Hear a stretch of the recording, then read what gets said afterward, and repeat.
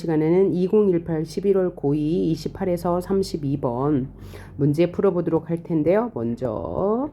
문제 먼저 살펴보고 지문을 볼게요. 윗글의 내용 전개 방식이 있고 이해한 내용 사례 적용하는 건데 키워드가 뭐냐면 항법 장치의 가속도 센서와 자이로스코프의 원리에 대해서 묻는 거니까 가속도 센서와 자이로스코프에 관한 내용 단락을 읽어보고 바로 와서 풀면 되겠고요. 그 다음 문제는 A를 도식화한 것이다 라고 했으니까 A를 읽어보고 바로 풀면 되겠고요. 27번은 가속도 센서와 중력값 회전축, 회전관성 이런 얘기 나오면 바로 풀면 되겠습니다. 자, 그러면 지문 들어가 보도록 할게요. 1문단 자동 조정 장치는 조종사가 비행 전에 미리 입력한 데이터에 따라 자동으로 비행 경로 및 고도를 유지해주는 장치이다. 정의. 자동 조정 장치에서 관성 항법 장치라고 불리는 감지 센서. 그러니까 감지 센서는 관성 항법 장치인 거네요. 다양한 비행 상황에 대응하기 위해 비행기의 이동 방향이나 이동 거리, 속도 등을 지속적으로 정확하게 측정하는 역할을 한대요.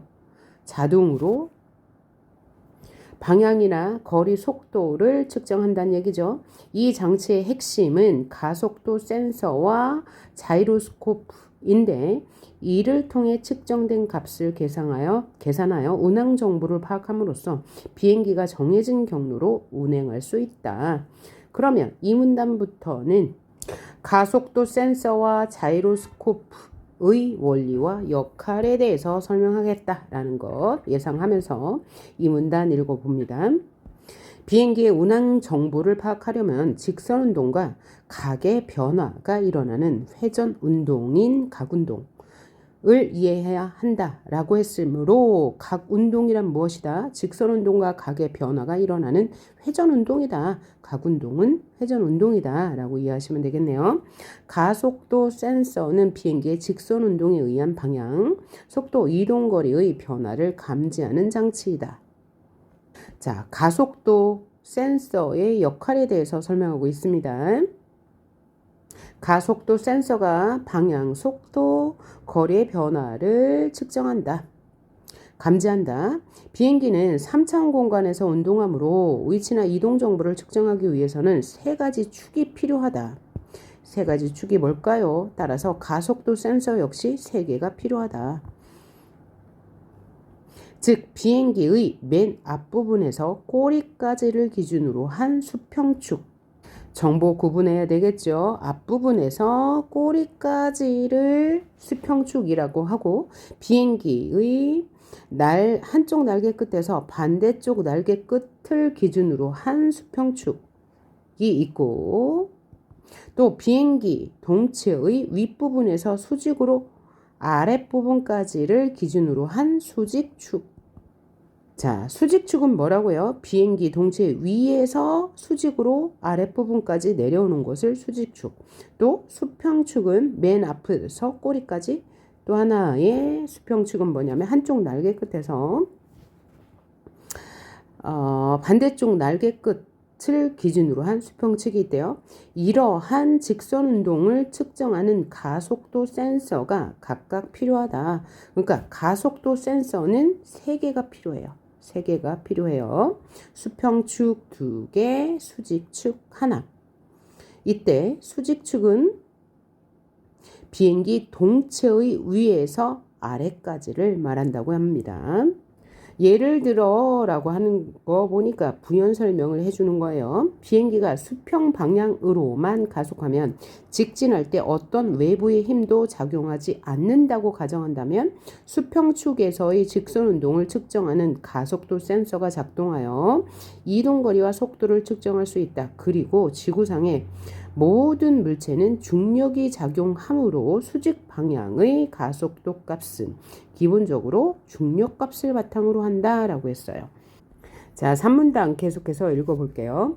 그런데 가속도 센서는 직선 운동에서의 방향과 거리, 속도만 측정할 수 있고 비행기가 외부의 힘에 의해 갑자기 기울어지는 것과 같은 각의 변화는 측정할 수 없다.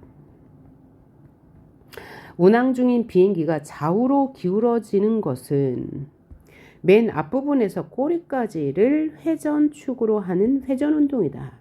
회전운동은 뭐라고요? 좌우로 기울어지는 맨 앞부분에서 꼬리까지. 이것은 회전운동이다. 그리고 비행기의 머리 부분이 위로 들리거나 아래로 기우는 것은 머리 부분이 위로 들리거나 아래로 기우는 것은 비행기의 한쪽 날개 끝에서 반대쪽 날개 끝을 회전축으로 하는 회전 운동이다. 그리고 비행기가 좌우로 선회를 하는 경우는 선회하는 것은 진로를 바꾸는 것이라고 각주에 나와 있습니다. 동체의 윗부분에서 수직으로 아랫부분까지를 회전축으로 한 회전 운동이다. 이와 같은 세 가지의 회전 운동을 측정하기 위해서는 세 개의 자이로스코프가 필요하다라고 했는데 여기까지의 내용을 한번 정리해 보도록 합니다. 자, 이 문단에서 말하기를 운항 정보를 파악하려면 직선 운동과 각의 변화가 일어나는 회전 운동인 각 운동을 이해해야 하고 그 중에서 직선 운동은 가속도 센서가 감지한다고 했는데 이때 직선 운동을 감지하는 가속도 센서는 세 가지 축에 의해서 감지한다고 해요. 그때 세 가지 센서는 수평축 2개, 그 다음에 수직축 1개인데 이렇게 그려봤습니다. 이건 뭘 참고해서 그렸냐면 요 뒤에 나오는 요 그림을 통해서 그려봤는데 얘로 이해해도 되고 여기서 이해해도 되는데 이렇게 그려봤어요. 자, 비행기의 머리부터 꼬리까지 수평축 하나, 그 다음에 비행기의 날개로 된 수평축 하나, 또 하나 몸체를 기준으로 위아래로 내려오는 회전축 하나가 있다고 했고 이 3문단에서는 이 가속도 센서는 직선 운동만 감지할 수 있고 각 운동은 감지할 수 없다고 했습니다. 이때 작용하는 직선 운동에는 회전 운동 3개가 있다. 운항 중인 비행기에서요. 그래서 첫 번째 회전 운동은 머리부터 꼬리까지 일어나는 회전 운동인데 이런 회전 운동을 하면 비행기가 좌우로 기우는 것이다. 다시 말하면 비행기가 좌우로 기울어지는 것은 머리부터 꼬리가 회전 운동을 하는 것이다. 그죠? 좌우로 기울 때는 머리에서 꼬리까지 회전 운동을 하는 것이다 라고 설명했고요. 그 다음 비행기 머리 부분이 위로 들리거나 밑으로 기울어지는 것은 날개를 회전축으로 한 회전 운동이라고 했고요. 그리고 비행기가 좌우로 선회하는 것은 동체의 윗부분에서 아랫부분을 회전축으로 한 수직축의 회전 운동이다 라고 설명했습니다. 자, 그런데 이와 같은 세 가지의 회전 운동을 측정하기 위해서는 세 개의 자이로스코프가 필요하다. 이런 회전 운동을 측정하기 위해 세 개의 자이로스코프가 필요하대요. 그렇다면 자이로스코프의 구조와 원리는 어떤 것일까? 이것에 대해서 이제 설명하겠네요. 기본적인 자이로스코프는 그림과 같다. 자이로스코프는 팽이처럼 회전 운동을 하는 회전자 1개, 짐벌 2개. 그럼 그림으로 볼 때 여기 회전자가 있네요. 요 회전자 1개와 짐벌 하나, 짐벌 2개가 필요하다. 이쪽에 있는 게 짐벌 A, 이쪽으로 있는 게 짐벌 B, 그 다음에 회전자, 여기 회전자네요. 그림으로 이해하시고 회전자는 회전축을 중심으로 모터에 의해 고속으로 회전 운동을 한다. 여기 회전자는 요 회전축을 중심으로 모터에 의해 고속으로 회전 운동을 하고 짐벌 A는 회전축의 양 끝을 잡아주며 짐벌 B와 90도로 연결되어 있다. 짐벌 A와 B는 베어링으로 연결되어 있어 짐벌 A와 짐벌 B가 이루는 각은 90도보다 크거나 작다. 자, 이것을 그림으로 다시 이해해 보면 짐벌 A는 회전축의 양쪽을 잡아준대. 회전축의 양쪽을 잡고 있죠. 그리고 짐벌 B와 90도로 연결되어 있고 짐벌 A와 B는 베어링으로 연결되어 있다. 그리고 짐벌 A와 B가 이루는 각도는 90도보다 크거나 같다. 라고 이해하시면 되겠죠. 4문단으로 가봅니다. 한편 자이로스코프는 다음과 같은 두 가지 물리적 특성이 있다. 첫째, 먼저 회전자가 고속으로 회전 운동을 하기 때문에 외부로부터 힘이 작용하지 않는 한 회전 관성에 의해 회전축의 방향이 변하지 않는다는 특성이 있다. 자이로스코프는 외부의 힘이 작용하지 않으면 관성에 의해 계속 움직인다는 얘기네요. 이로 인해 회전자의 회전축과 연결된 짐벌 A 역시 어느 방향으로 기울어지지 않고 균형을 유지하게 된다. 자, 계속해서 5번째 문단 가볼게요. 다음으로 자이로스코프의 축에 외부로부터 힘이 가해지면 힘이 가해진 축이 아닌 그 축과 90도를 이루는 방향으로 힘이 전달된다. 그 축과 90도를 이루는 방향으로 힘이 전달된대요. 예를 들어 돌고 있던 팽이가 쓰러지려고 할 경우 팽이채로 팽이의 측면에 힘을 가하면 그 축과 90도를 이루는 팽이 회전축으로 힘이 전달돼요. 회전축이 더 빨리 회전되게 하면서 팽이가 쓰러지지 않고 계속 돈다. 팽이의 원리와 똑같대요. 이와 같은 원리로 자이로스코프의 경우 회전자가 고속으로 회전하는 상태이기 때문에 그림의 화살표 방향으로 외부의 힘이 가해질 경우 회전축과 90도를 이루는 짐벌 B로 그 힘이 전달되어 짐벌 B가 움직이게 된다. 이때 짐벌 A는 회전 관성으로 인해 균형을 유지하기 때문에 움직이지 않고 A는 움직이지 않아요. A에 힘을 가하면 A는 움직이지 않고 계속 관성으로 인해 돌고 있고 반대편 인 90도에 있는 짐벌 B가 외부의 힘에 의해서 기울어지게 되므로 짐벌 A를 기준으로 짐벌 B가 이루는 각의 변화가 발생하죠. 아까 짐벌 A와 B는 90도보다 크거나 작아질 수 있다고 했으니까 움직이죠. 각도가. 그러면 정해진 시간 안에 얼마만큼의 각의 변화가 일어났는지 그 각속도를 측정하여 비행기의 기울어진 방향과 정도를 파악할 수 있다. 자, 아까 이 문단에서 뭐라고 그랬어요? 가속도 센서는 직선 운동의 회전 운동만 감지할 뿐 각 운동은 감지하지 못한다고 했고요. 그러면 이 각 운동은 어디에서 감지해요? 이 자이로스코프 3개에서 감지하겠죠. 자, 5문단 봐요. 만약 다른 움직임이 없는 상태에서 비행기가 앞으로만 직선 운동을 한다면 비행기의 맨 앞부분에서 꼬리까지를 기준으로 하는 가속도 센서가 작동하겠죠. 그리고 하지만 하강기류를 만나 비행기의 머리가 아래로 향하면서 속도 변화와 각의 변화를 동반한 운동을 한다면 각의 변화는 가속도 센서가 감지하지 못하고 자이로스코프에서 감지한다고 그랬죠.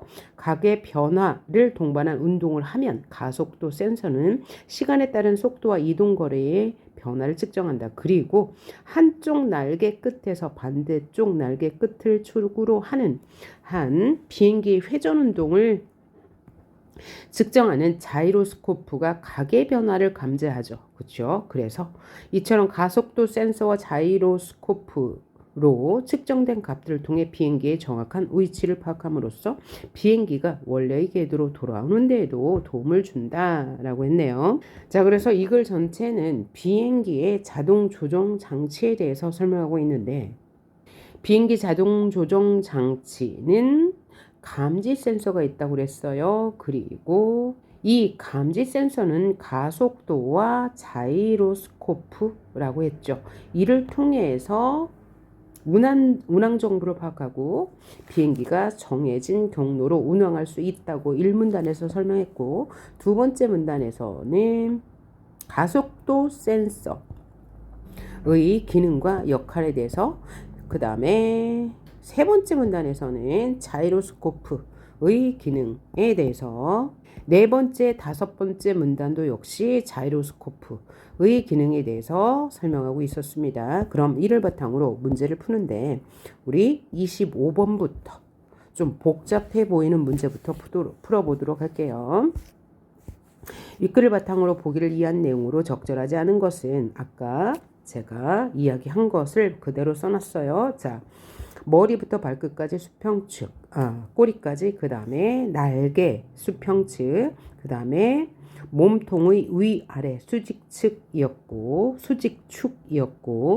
아까 정리한 이 부분을 활용하면 되겠죠. 머리부터 꼬리까지는 회전 운동을 하는데 좌우로 기울어지는 것에 대한 회전 운동은 머리부터 꼬리, 그 다음에 머리가 위아래로 기우는 것은 날개를 회전축으로 한 회전 운동, 그 다음에 선회하는 경우에는 수직축의 운동이라고 했습니다. 그러면 선지 판단해 보도록 하죠. 적절하지 않은 것은, 자, 보기를 보니까 세 가지 축이 있고요. X, Y, Z 세 가지 축이 있고 현재 비행기는 일정한 속도를 유지하면서 X축 방향으로 직선 운동하고 있고요. 이때 관성, 항법 장치의 가속도 센서와 자이로스코프는 정상 작동하고 있대요. 그럼 선지 1번, 비행기의 앞머리가 들리는 경우 Y축을 기준으로 한 비행기의 회전 운동을 감지하는 자이로스코프가 각의 변화를 감지하겠군이라고 했는데, 자, Y축은 수평축으로서 한쪽 날개 끝에서 반대쪽 날개 끝을 회전축으로 한 회전 운동이라고 했고요. 비행기의 머리 부분이 위로 들리거나 아래를 기우는 것은 날개를 회전축으로 한 회전 운동이라고 했으므로 맞는 말이 되겠네요.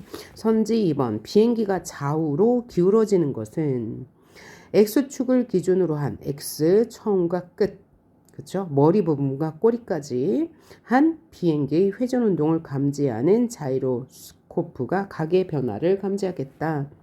자, 맞죠? 머리부터 끝까지 좌우로 기울어진 것은 X 수평축에 의해서 일어나는 것이고, 이것을 각의 변화는 자이로스코프가 감지한다고 했으므로 맞는 말이 될 거예요.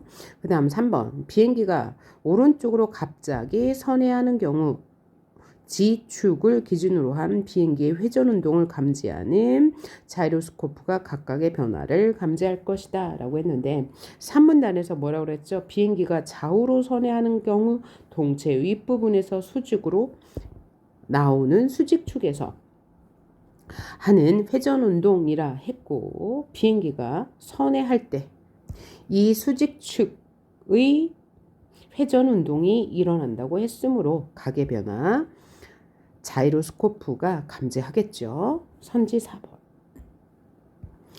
비행기가 X축 방향으로 수평을 유지한 채 수직 하강하는 경우, X축 방향 앞에, 그럴 경우 Y축을 기준으로 한 직선 운동을 감지하는 가속도 센서가 이동거리와 속도를 측정한다 라고 했는데, 이건 무슨 얘기예요?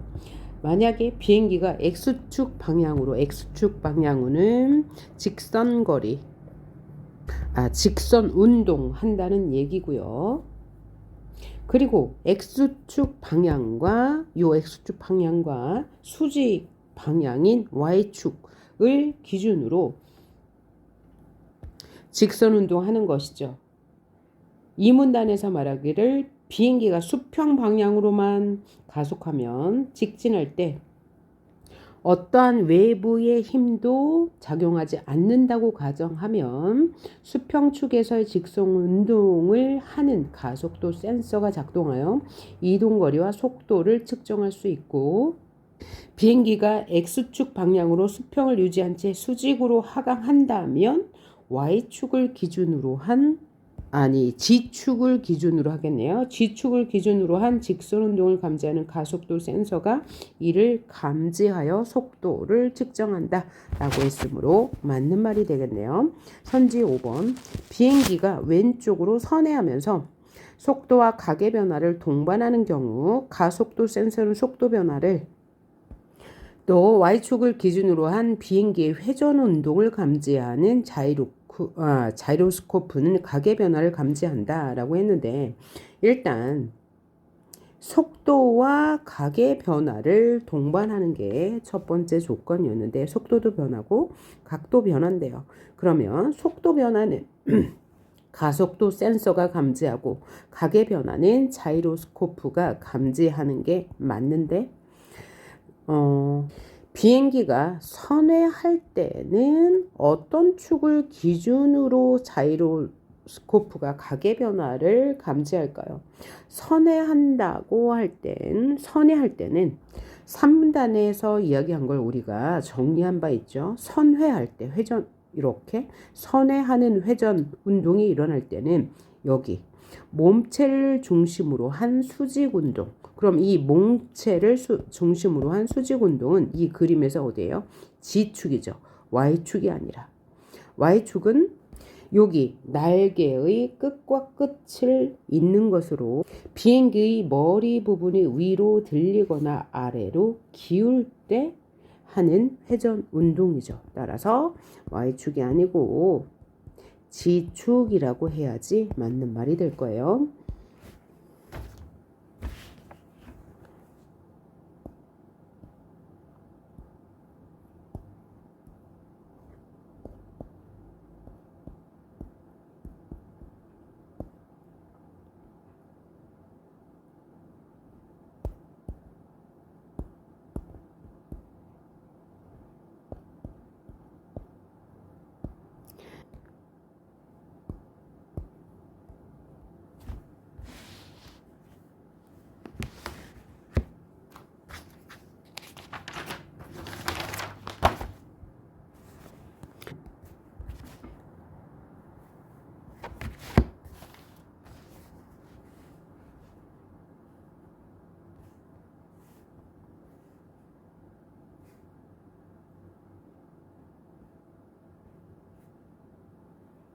그 A 부분에서 말하기를 외부의 힘이 작용하지 않는 한 회전 관성에 의해서 회전축의 방향이 변하지 않는다고 했으므로 맞는 말.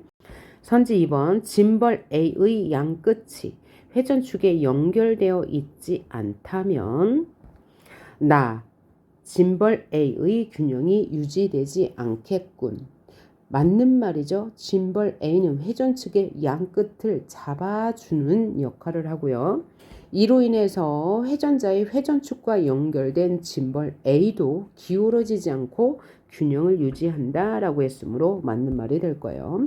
선지 3번 가에서 일어나는 회전축의 회전은 다의 작용이 있어야 움직이나요? 아니죠. 회전 관성에 의해서 외부의 힘이 작용하지 않아도 움직인다고 했고요. 그리고 회전축의 회전은 외부의 힘에 의해서 움직이는 게 아니라 모터에 의해서 움직인다고 했으므로 틀린 말이 되겠네요. 선지 4번 다로 인해 발생한 외부의 작용 라는 힘이 전달되는 거는 회전축과 90도를 이루는 짐벌 B에 영향을 미치죠. 왜냐하면 자이로스코프의 경우에는 회전자가 고속으로 회전하는 상태죠. 그래서 화살표 방향으로 외부의 힘이 작용하면 가해지면 회전축과 90도를 이루는 짐벌 B로 그 힘이 전달되어서 짐벌 B가 움직이게 된다라고 했으므로 맞는 말이죠. 그 다음 선지 5번 다에서 외부의 힘으로 인해 마에서는 짐벌 A와 짐벌 B가 이루는 각이 변하게 되겠죠. 왜냐하면 화살표 방향으로 힘이 가해지는 경우 짐벌 A는 회전 관성으로 인해서 균형을 유지하고 짐벌 B는 외부 힘에 의해서 기울어지게 돼서 각이 변한다라고 했죠. 다음 27번 문제 계속해서 보도록 하겠습니다.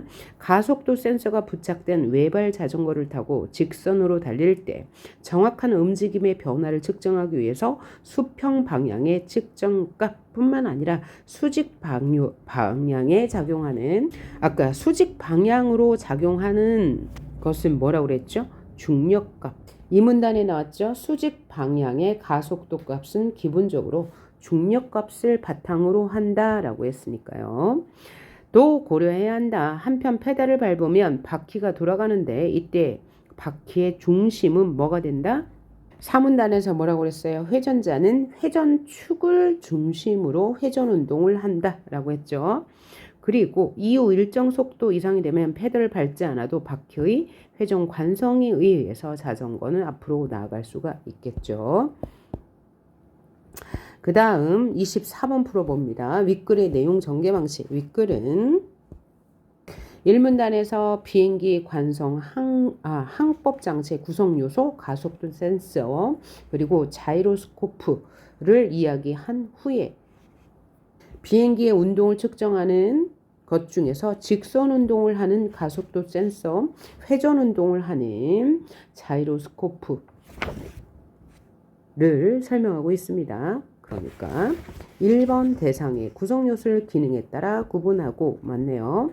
그에 대해 설명하고 있죠. 2번 대상의 구조 변화 없었고요. 대상의 형성과 발달 과정 문제점 없었고 자, 이건 쉽게 풀 수 있는 문제였고요. 그 다음 마지막 어휘 문제 봅시다. 밑줄 친 단어가 A와 유사한 것은 이라고 했는데 A는 원래의 궤도로 돌아오는에 밑줄이 그어져 있습니다. 그러니까 원래의 궤도로 돌아와야 돼요. 원래 상태로 돌아오는 것을 찾으면 되겠네요. 1번 추석이 돌아왔다.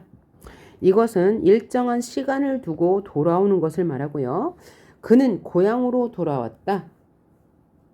는 원래 있던 곳으로 돌아왔다. 원래 궤도로 돌아왔다. 맞죠? 3번 이제 나의 발표할 차례가 돌아왔다 라고 하는 것은 순서가 돌아왔다 라는 뜻이고요. 그 다음 4번 노력한 만큼 대가가 돌아왔다. 그러면 결과가 돌아왔다는 얘기죠. 5번 우리는 돌아오는 휴일에 이거는 시간이 돌아왔다는 얘기므로 1번과 비슷한 뜻이 되겠네요. 자, 이번 지문이 비교적 까다로운 내용이었어. 그래서 어떻게 해요? 시간이 좀 걸릴 수 있으나 그닥 어려운 문제는 아니었습니다. 그래서 이런 문제를 만났을 때 어떻게 빨리 풀 수 있어요? 바로 지문의 내용을 보고 바로 해결할 수 있는 문제를 해결하면 되고요. 이런 이미지가 나왔을 때는 본문의 내용과 연결만 하면 되겠죠. 자, 오늘 수고하셨고요. 다음도 과학 지문에서 보도록 합시다. 수고하셨습니다.